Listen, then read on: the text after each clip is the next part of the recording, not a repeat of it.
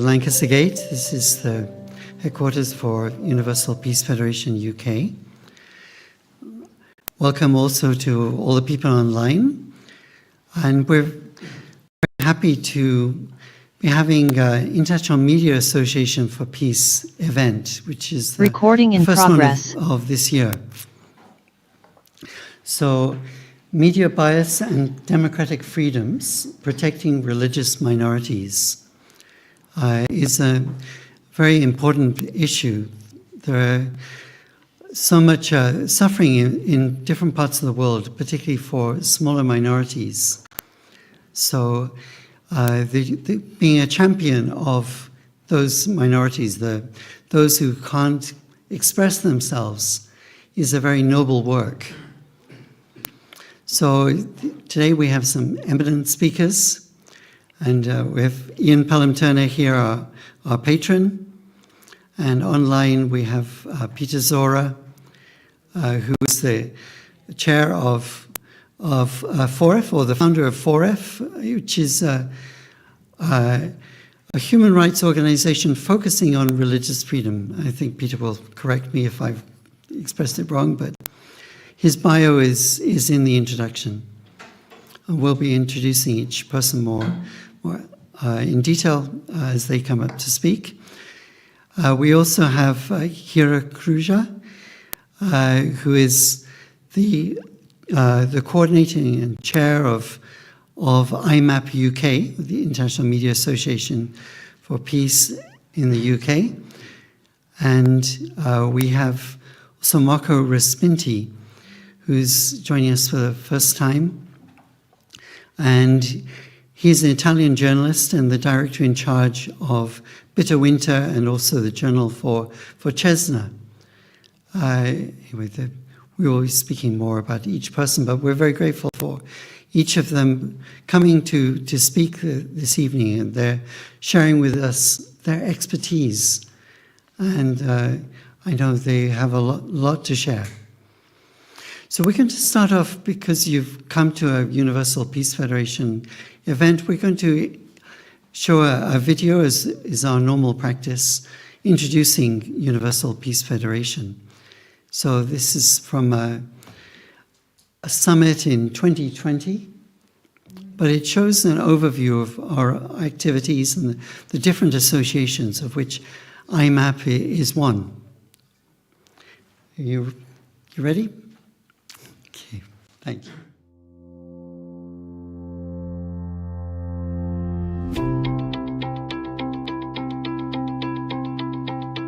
UPF had its inaugural assembly on September 12, 2005, at the Lincoln Center in New York City. Reverend Sun Myung Moon delivered the keynote address.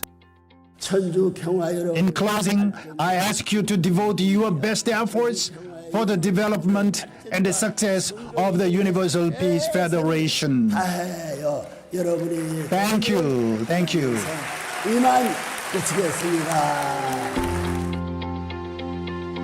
After UPF was founded, there was a series of world tours where the message of UPF was taken literally to every corner of the world.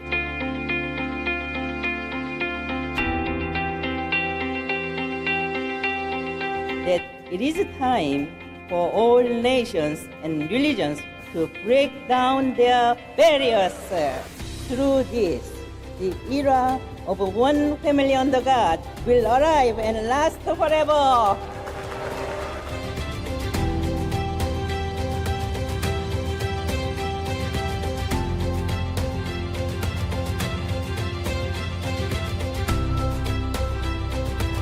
UPF is God's cherished hope.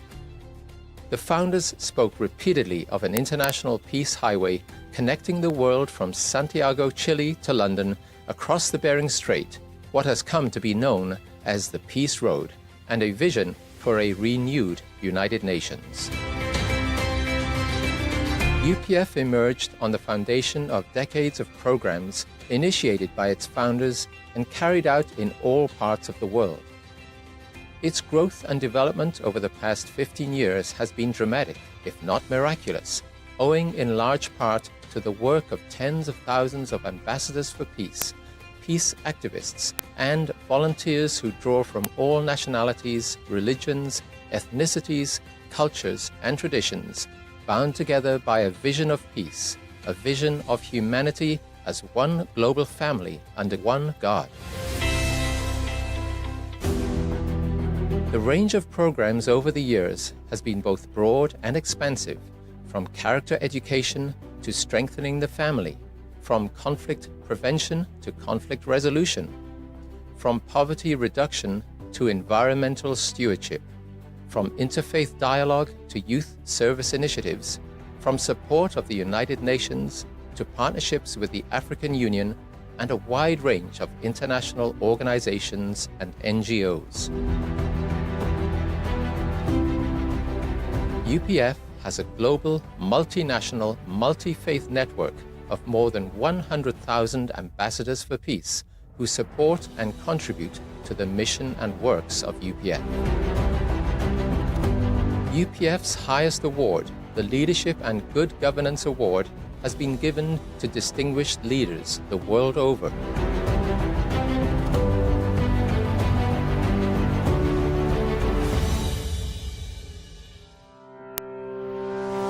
The World Summit Series is UPF's flagship program involving the highest level of leaders from around the globe, including current and former heads of state and government, to address the critical challenges facing humanity. Very appropriate that we're here on the 100th anniversary of Reverend Moon's birth, because out of the devastation of World War II and the Korean War, he and his bride found the courage to dream that they could achieve something. And it is amazing what they have created together.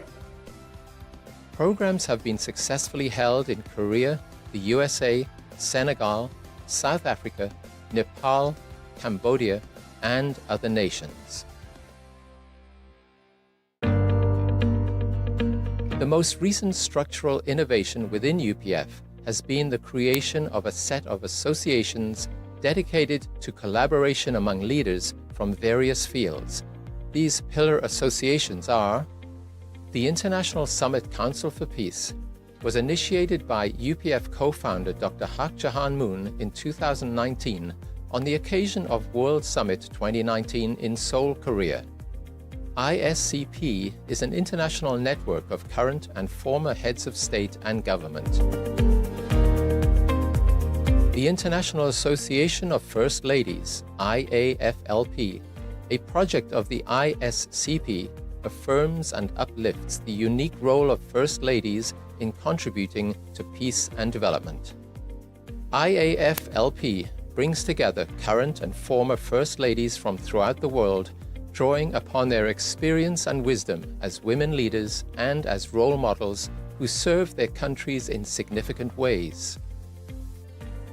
The International Association of Parliamentarians for Peace, IAPP, is a worldwide association of parliamentarians which provides a forum to bring their experience and wisdom to bear in the search for solutions to our world's problems.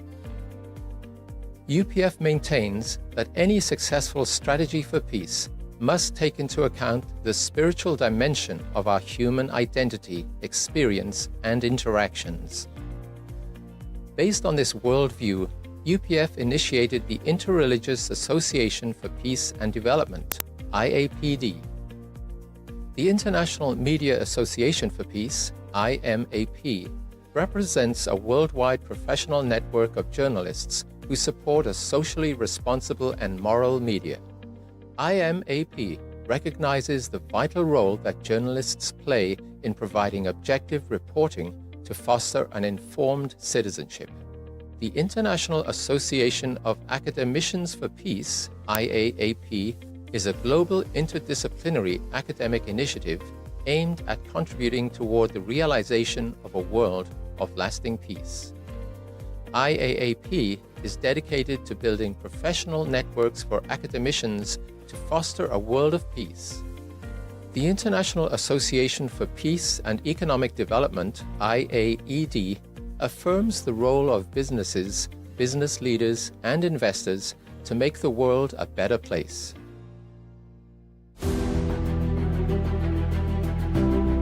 In early 2020, UPF convened a rally of hope featuring dignitaries including Pastor Paula White, Cambodia Head of State His Excellency Hun Sen, President Macky Sall of Senegal, former Canadian Prime Minister Stephen Harper, former US Speaker of the House Newt Gingrich, former UN Secretary General Ban Ki-moon, and many others. I believe that the Universal Peace Federation and its a broad set of partnerships in the realms of politics, religion, academia, media, economy, arts, women and youth serve as a good model. I believe the Universal Peace Federation will become a cornerstone to build lasting peace around the world and a heavenly unified Korea based on interdependence, mutual prosperity, and universal values.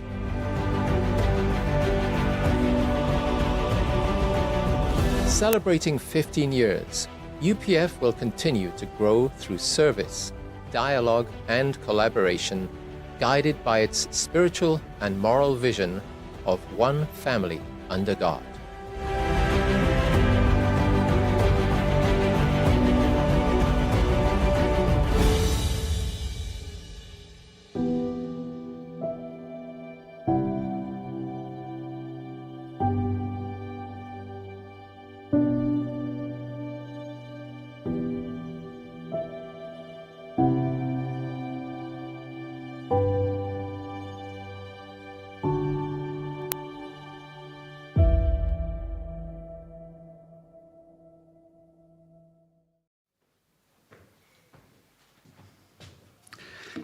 Thank you very much.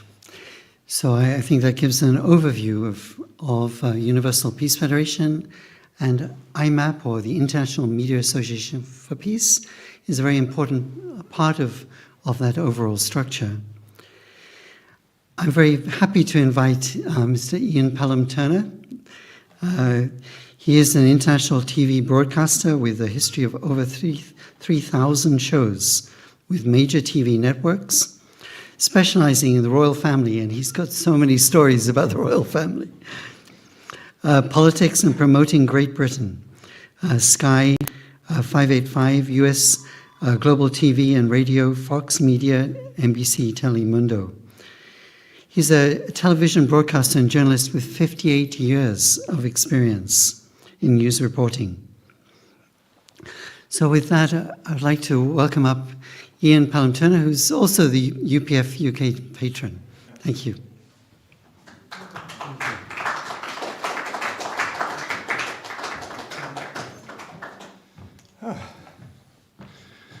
It's actually 59 years, but don't tell anyone. I'm going backwards. I think Robin saw my memo. I'm going backwards now in time. Well, I wish. First of all, welcome to new guests and friends as well, because I think it's very important that UPF recognizes that there is a lot of values that they can actually help with in all areas of, whether it be religion, organizations, globally.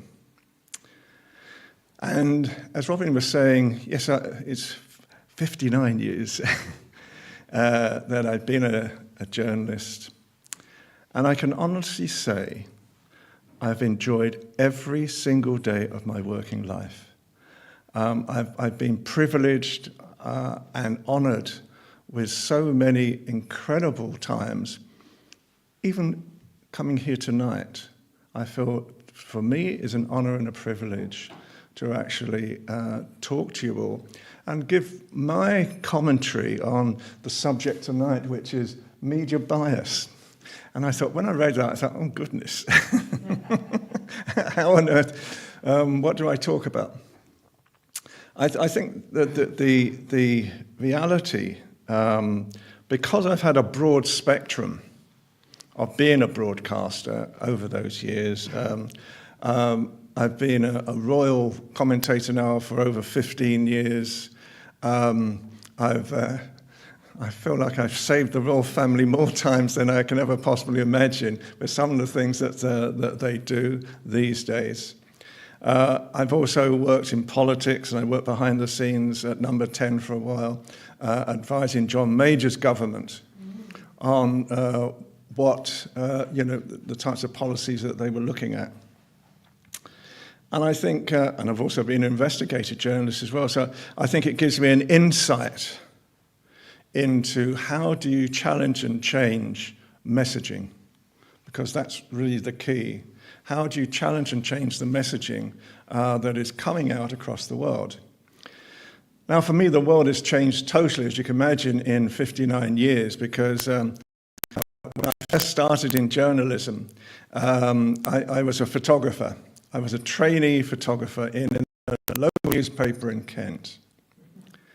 And in those days, if you remember, some of you may remember the old the stab, the white heart. And it was called the stab because journalists would go there and they would talk to each other, then they would stab them in the back.